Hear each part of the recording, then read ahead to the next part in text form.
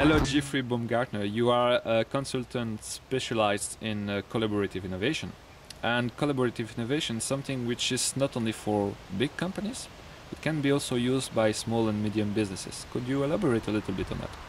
Well, I would argue that particularly for small businesses, open innovation is critical. Very often small businesses, of course, are started by a single motivated entrepreneur who has very fixed ideas, or it can be a small team of people. But inevitably, these people become so close to the product or service that they're selling that they no longer see it as their customers, their suppliers, or the public do. And that's why it's critical. Per definition, a small or medium business has not a lot of resources available. How can they handle that open innovation process? Because it needs some resource and time by the people. Yes, that's very important. A lot of organizations, when they begin with open innovation, don't really think about the resources, the administrative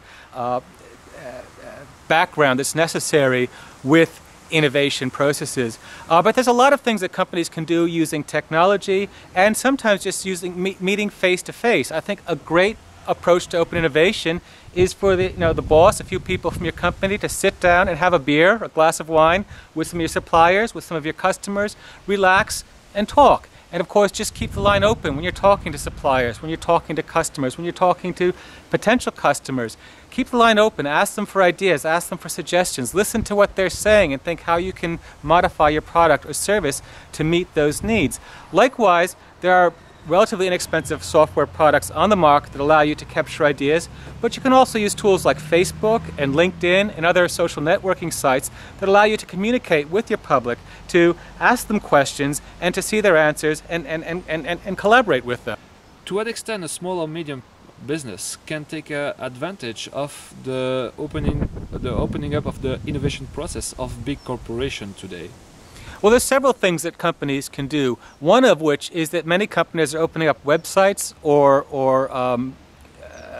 using existing tools in order to look for ideas and collaboration from individuals as well as small companies. So one thing that small companies can do is look for places like that where they can share their ideas. And some organizations such as Innocentive.com, Hippios.com provide substantial financial rewards for organizations which can solve very specific technical problems, scientific problems, and so on. So that's one opportunity for small companies.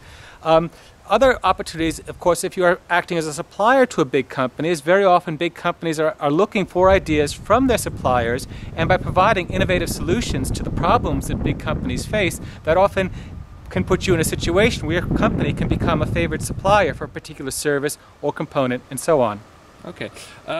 What about the training of the people who are involved in open innovation or collaborative process? Do they need that, or is it something which is very intuitive after all?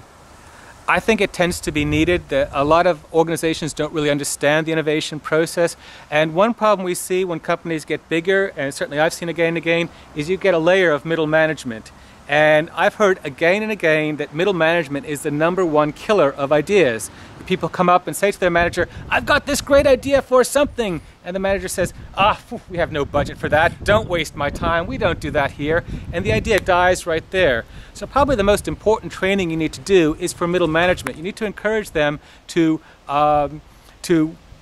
challenge their employees for ideas and to elevate the ideas upwards to the senior managers and decision makers who can implement the idea. I think another thing you have to deal with is fear.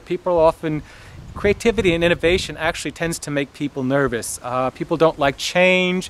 Managers may fear that if their subordinates have very creative ideas, that they may be hired over the managers. Some people may fear that change could result in redundancies, that a change could involve massive unemployment, or some people just don't want their daily routines to change. So another thing that's important is to make people comfortable with innovation and to see that change can also be positive. It doesn't have to be a negative, disruptive thing.